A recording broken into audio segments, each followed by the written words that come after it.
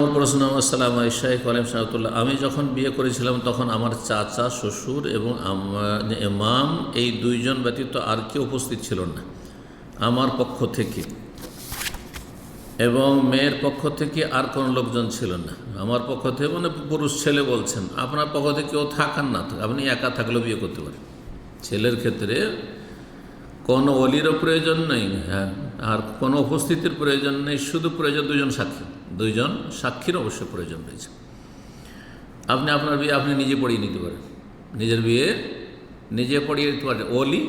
অভিভাবক রয়েছে যে বলছে আমি আমার মেয়ের বিয়ে দিলাম তোমার সাথে, আর আপনি বলে আমি কবুল করলাম, আর সুন্নতে খুতবা আপনি পড়লেন, বা আপনি বললেন যে আপনার মেয়ে বা আপনার বোনকে আপনি দিচ্ছেন কি আমাকে, আর সে বললেন হ্যাঁ বিয়ে দিয়ে দিলাম, হয়ে গেল, বিয়ে হয়ে গেল। আর দুজন সাক্ষী থাকতে হবে, একজন ওলি থাকতে হবে মেয়ের, আর দুজন সাক্ষী থাকতে হবে, যে পক্ষেরই, ছেলের পক্ষে হোক আর মেয়ের পক্ষে হোক, অথবা নিরপেক্ষ হোক। বলছেন যে মেয়ের পক্ষের কোনো লোকজন ছিল না, তাহলে বিয়ে হয়নি, বাতিল।